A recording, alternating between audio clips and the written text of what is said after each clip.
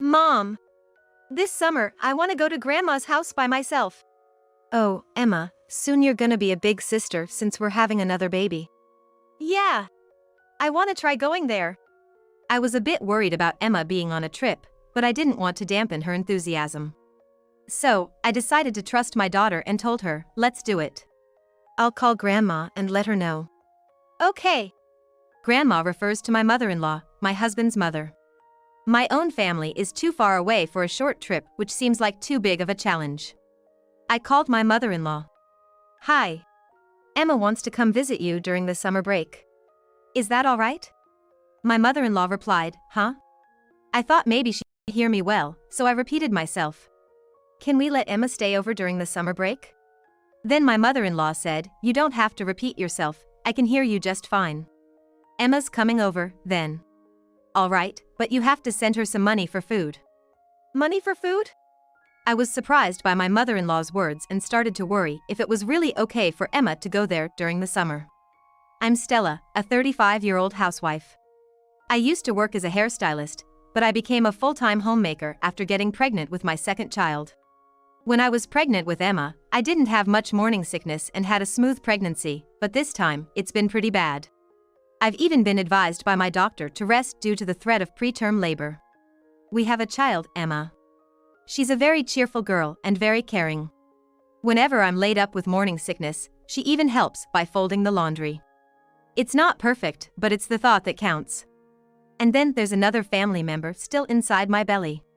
I was in my final month of pregnancy. It could happen any time now. I secretly hoped that the birth and hospital stay could be over while Emma was at her aunt's house this summer break. It would be ideal, but I know babies have their own timing. I whispered to my belly. Emma was busy packing. Her backpack was filled with toys.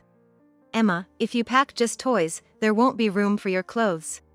Oh, you're right. Realizing this, Emma quickly took some toys out. She's just so cute in everything she does. That reminded me of what my mother-in-law had said, at least send her some money for food. Surely, she couldn't have been serious. I've never heard of charging your grandchild to come visit. But, just in case, I told Emma, keep this money with you. Don't spend it, it's just for emergencies, and gave her an envelope with $600.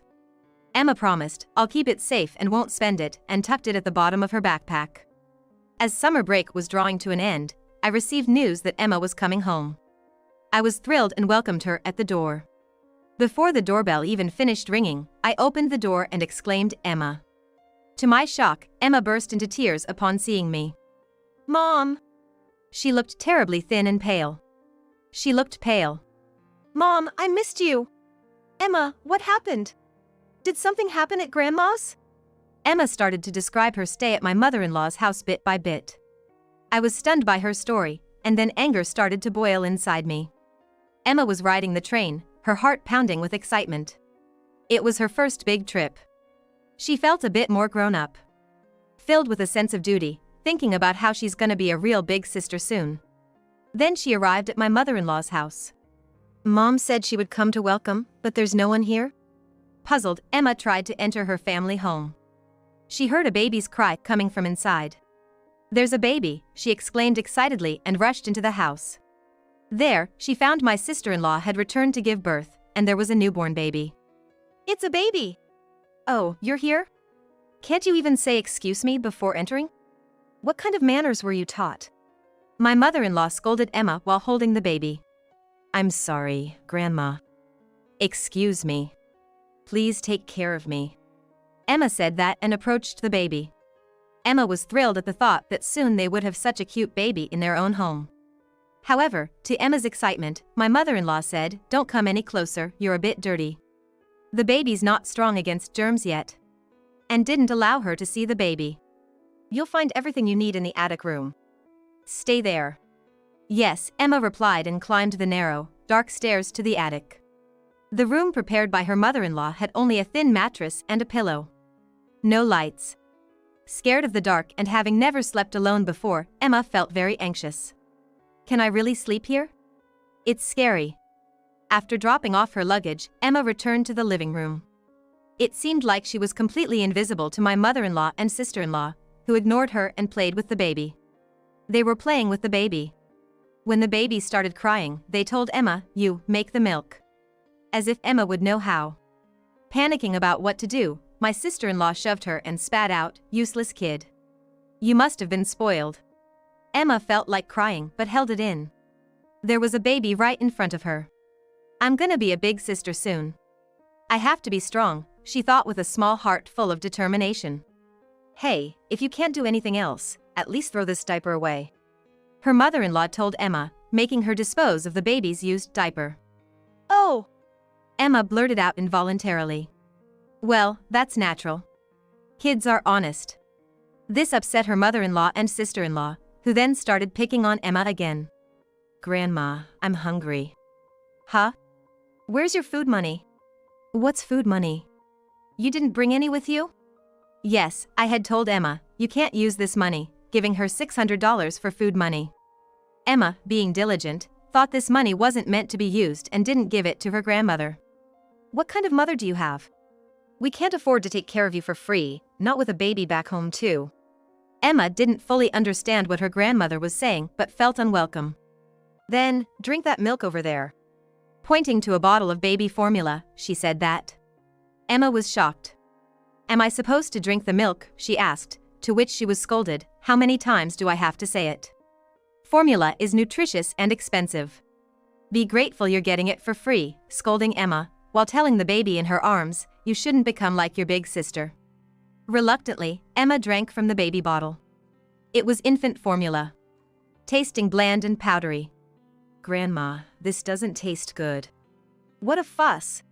Your mother's teaching really hasn't done well, has it? If you don't like it, you don't have to drink. But we don't have anything else for you to eat." Emma had hoped for a warm welcome at her grandmother's house, making this treatment all the more painful and sad. Emma was unbearably hungry. Not knowing what to do, she tried to call home, dialing the familiar number. However, my mother-in-law hung up the phone. "Are you trying to tattle to your mom? I'm taking care of you, after all. And yet, this ingratitude. If you call your mom now, she'll surely worry. It might even affect the baby in her belly. Worry too much, and the baby might even die." Hearing this, Emma thought, "I can't let anything happen to mom or the baby. I just have to endure." So, she didn't contact home. My mother-in-law continued to exploit her. "You wanted to come here for the summer break, didn't you? Then, you'll stay and take responsibility until the end," my mother-in-law said with a thin smile to little Emma. And she kept on using Emma. "Hey, you're going to help with the bath now, fill up the hot water. This is something you need to learn for when you become a big sister." Emma found the commands difficult. Emma diligently filled the bath, struggling with the heavy water but managed to carry it. The water was so heavy she nearly dropped it, but she carried it with all her might. "This is also necessary to become a big sister," she repeated like a mantra. My mother-in-law attempted to put the baby in the warm water Emma had prepared. "Wait, this is too hot. Are you trying to scald the baby? If you do this, your baby might get burned too. You should check with your own hand first." Then, my mother-in-law spilled the prepared hot water. "It's hot! Grandma, it's hot!" "See? You understand. You are about to do this to the baby. The baby's skin is thinner than yours. You could have caused a serious burn. Such a foolish child." Emma, soaked, ran up to the attic, crying alone. "I want to go home. Mom, I want to go home." Emma seemed to cry like this every day. I had no idea about any of this. I worried she might not want to come home, thinking she was being spoiled by her grandmother. That she was undergoing such treatment was unthinkable. Emma's meals were just milk from a bottle, morning, noon, and night. "You're having a baby too, so it's good for you to check what the baby will be drinking." Eventually, her grandmother made her change diapers too. Emma, holding her nose, did as she was told. "This practice will surely be useful for your baby." Everything was about your baby. Emma, looking forward to the baby's arrival, was spurred on by these words, trying her best. Emma's mother-in-law and sister-in-law dumped all the work on her, while they watched TV together or played with the baby when in a good mood. From afar, Emma would watch, wishing, "I want to play too." But all she got was milk, even when hungry. Emma started losing weight rapidly. There were nights she couldn't sleep because of hunger. One night, she sneaked to the fridge, finding it full of delicious-looking food. She grabbed some and ate it frantically in a dark corner of the kitchen. Just then, the baby started crying. It was time for milk. What should I do? Grandma is coming. Emma thought as she hurriedly put the food she was eating back in the fridge and fled to the attic. Unaware, her sister-in-law came to prepare the milk. And the moment she opened the fridge, she exclaimed loudly, "What's this?" Emma, wrapped in her blanket, prayed not to be discovered as she hid. The fridge contained half-eaten food. It must have been Emma. My mother-in-law concluded, furious, storming up to the attic. The fear Emma felt at that moment was suffocating. Just thinking about it makes my chest tight. You little thief! Sneaking food from the fridge. She berated Emma, removing her blanket and verbally attacking the frightened, trembling girl.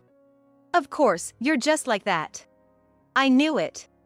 Because your mother stole our precious son from us. If the parent is a thief, so is the child. Don't talk badly about my mom. Emma cried, covering her ears. Don't be so high and mighty. Your mom essentially eloped with our son. Eloped? Emma didn't understand what eloping meant. Your father already had someone he was supposed to marry. A fiancé, you know. If that marriage had happened, we could have lived in a grand mansion. But no, your foolish mother seduced him into marrying her, a woman with no money or anything. She went against our wishes, quietly held a wedding, and even submitted the marriage certificate. She betrayed us. It's all your mother's fault. It seems you were already in her belly. So, our son had no choice but to marry your mother. Your mother blackmailed our son. Emma couldn't grasp all the complex words her mother-in-law used, but she understood that her grandmother hated her mother and that she was being mistreated because her mother married her father. Grandma, I want to go home. What? You're not leaving yet. Summer break isn't over.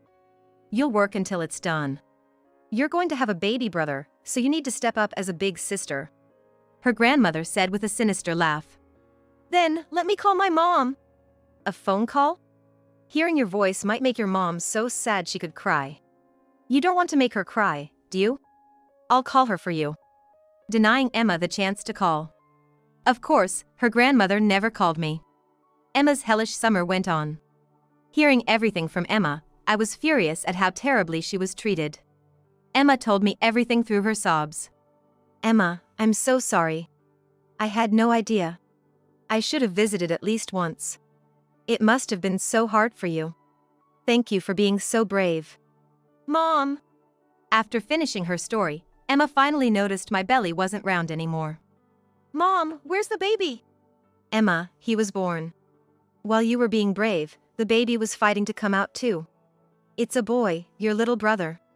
Emma's eyes sparkled with tears. I want to meet him right away, and she ran to the entrance. Now, about my mother-in-law and sister-in-law who tormented my precious Emma. How should I get back at them? They won't get off easy. I will never forgive them. 3 months passed. And my son started to hold his head up. I told my mother-in-law, I've had the baby, so I'd like to come over to introduce him, and visited her house. Sitting in front of her, I said, my daughter was greatly indebted to you over the summer. I handed over the $600 for food money I had given Emma. Yes, you should have brought this first. Sending a child without anything. Now, you had one less mouth to feed at your place. Must have been nice. We had a hard time here. My apologies. I had given it to Emma, but it seems there was never a right moment to hand it over. As an apology, please accept this, I said, handing over a gift. The grandmother, delighted, opened it to find 3 baby bottles inside. We don't need so many baby bottles. One is enough. I wish you had chosen something else. You really have no taste. No, these bottles are for you and your daughter. What? Then, I handed her cookies. What's this? Cookies? Yes, they're made with 100% formula milk. What are you trying to do with all this? I silently went to the fridge and threw away all the food. What are you doing? She panicked. Have you lost your mind? She tried to stop me desperately. I said, I heard you've been feeding my daughter formula milk from a bottle. It seems you took very good care of her. I wanted to thank you. How is this a thank you? You said formula milk is very nutritious, so you gave nothing else to my daughter. I thought you and your sister could also benefit from its nutrition, so I prepared bottles for everyone. And if formula milk is enough, then no other food is needed, right? That's why I disposed of it. Are you sane? Of course, I am Emma's mother. Stop this nonsense. What do you think you've done? My daughter wasn't even likable to begin with. You ruined a perfect marriage arrangement. No, that's not true. It was your son who called off the engagement. He personally called the other party to decline. Maybe we're mistaken? What did you say? It was your son's decision. I was prepared to raise Emma alone. But he came to me, crying, not wanting to separate. My son would never do such a disgraceful thing. What if I tell my husband about how Emma was treated? He might sever ties with you. He's on a business trip but returns tomorrow. I plan to tell him everything. She adored my husband. Furious when he chose to marry me.